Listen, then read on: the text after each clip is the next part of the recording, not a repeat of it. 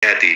Mohon maaf, sekelas kitab Bughiyatul Mustarsyidin ya, itu kan kitab yang fenomenal dan terkenal di kalangan pesantren-pesantren kita, bahkan menjadi rujukan ketika LBM, Lembaga Bahsul Masail NU sekalipun itu.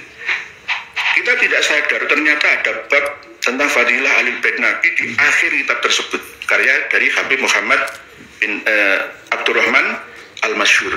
Habib clear ini pemirsa, watak mereka merubah-rubah supaya supaya hebat, supaya ini kita melihat secara terang benderang watak itu ya, ketika sebagian mereka membangga-banggakan leluhur mereka bahwa Faqih Al-Muqaddam itu bisa mi'raj 70 kali satu malam, kemudian bisa memadamkan api neraka salah seorang leluhur mereka, kemudian bisa marahin munkar wa nakir, bisa keluar masuk kuburan. Astagfirullahaladzim.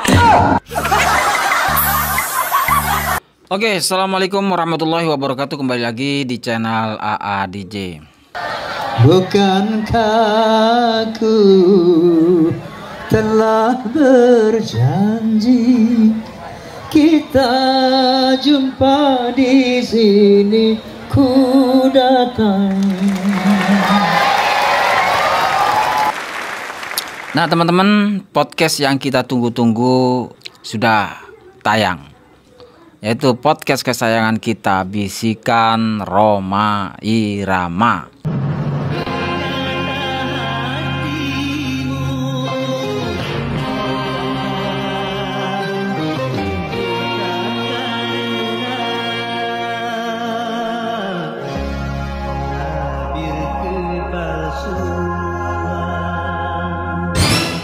Nah, dalam podcast kali ini sangat spesial sekali karena beliau sengaja mendatangkan seorang narasumber dari Surabaya, Kiai Haji KRT Nur Ihya Salafi. Kemarin kita sudah ulas ya tentang akan kehadiran Kiai Haji Nur Ihya Salafi ini ke podcast Bang Haji Rhoma Irama, dan hasilnya wow kawan. Kiai Haji Nur Ihya Salafi membongkar semua tentang kepalsuan-kepalsuan nasab yang dibangun di abad-abad di mana Ubaidillah hidup ya. Dan semakin rungkatlah dan semakin rancaulah nasab mereka yang dibangun selama berabad-abad, karena nasab ini adalah nasab yang dibuat-buat, nasab yang di otak gatuk katanya. Kita saksikan. Ba'alawi atau kitab yang dikarang oleh eksternal Ba'alawi tetapi punya hubungan perguruan atau persaudaraan dengan Ba'alawi, itu kita patut mencurigai.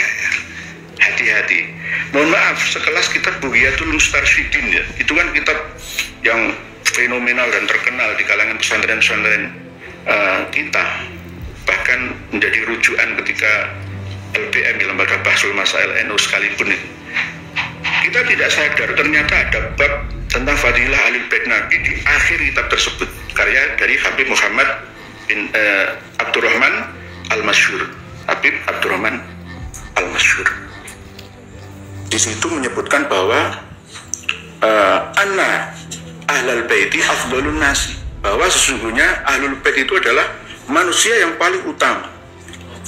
Wa afdalu ahlil baitin Nabi ahlu Ba'alawi. Adapun lebih utamanya Ahlul Bait Nabi itu adalah keluarga Ba'alawi. Ini doktrin. Kiai-kiai kita nggak curiga ya, nggak merasa. Oh ternyata ada doktrin. Awalnya normal, tengahnya lumayan normal, akhirnya ini mulai mendoktrin.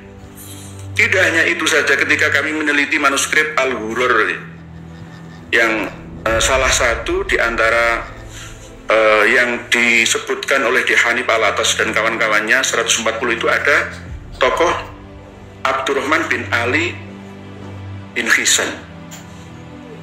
Itu menyebutkan bahwa Imam Ali Kholi Kisam itu pindah masuk dari Bet Jubair ke kota Tarim. Berarti Ba'alawi yang masuk pertama kali ke kota Tarim itu pada tahun 561 Hijriah.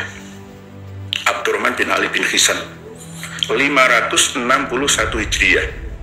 Padahal di dalam kitab yang sama Muhammad bin Ali bin Al-Wikhirid itu menyebutkan bahwa wafatnya Imam Ali Khalid Kisam itu pada tahun 522 Hijriah.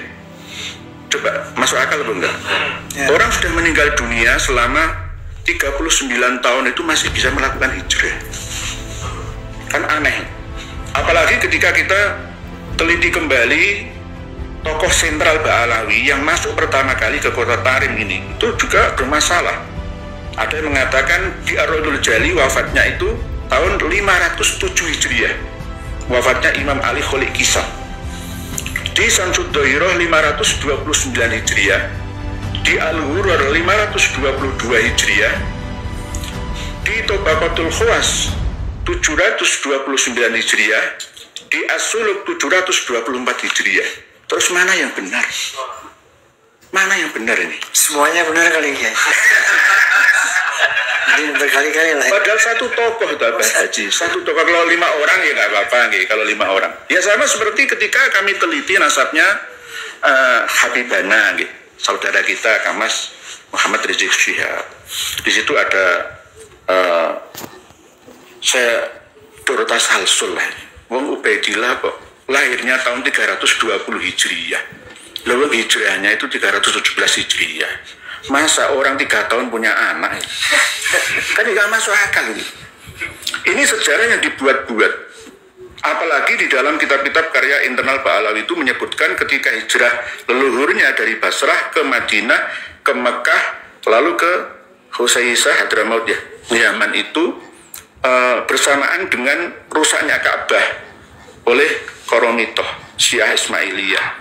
Nah, ini pun disebutkan korban jamaah haji di sana itu 30.000 orang. Padahal ketika saya teliti di Tobaqat Fuqaha Yaman itu cuma wakilah 13.000 orang. Ini dibesar-besarkan sendiri oleh mereka. Selalu begitu. Jumlah juga dirubah-rubah, dibesar-besarkan supaya kelihatan wah. Begitu juga tarikh-tarikh kelahiran, wafatnya tokoh-tokoh mereka itu serba ya bongkar pasang lah ya. Cocok logi ya. Otak atik gatuk matuk ini. Mohon maaf ya.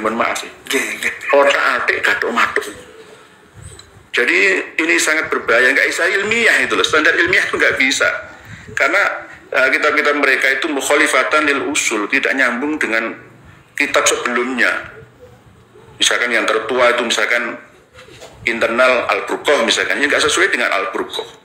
Menambahi sendiri bahwa Imam Ali Khalid Kisam itu memiliki karomah 247.999 makoman min makomatil aulia, ditambahi sendiri oleh Syarhul Ainiyah. Padahal Al-Burqah tidak menyebutkan itu. Nah ini nanti akan dikeramesi lagi, ditambah lagi supaya itu kelihatan wah dan haibah, ajibah itu.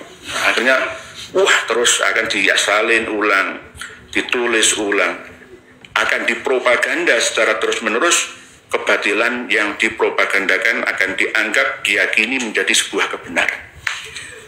Oke, clear ini pemirsa.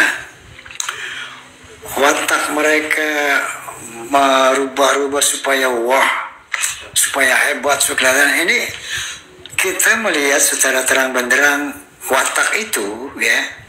Ketika sebagian mereka membangga-banggakan leluhur mereka, bahwa Faqih al-Muqaddam itu bisa mi'raj 70 kali satu malam, kemudian bisa memadamkan api neraka salah seorang leluhur mereka, kemudian bisa marahin munkar wa nakir, bisa keluar masuk kuburan. Astagfirullahaladzim. Ini membuat satu kehebatan. Mereka tuh ternyata terbiasa untuk melakukan hal-hal yang membuat hebat, dan tujuannya itu tadi untuk menaklukkan pendengar yang tidak menggunakan akal sehingga mereka menjadi kagum, takjub, akhirnya tunduk takluk. ternyata ini motifnya ya. Dibuatlah khurafat-khurafat yang hebat, termasuk dalam sejarah seperti itu. Jadi memang sinkron, relate dengan sifat-sifat mereka ketika mengajukan hal yang khurafat seperti mendoktrin hal khurafat. Astaghfirullahaladzim, astaghfirullah.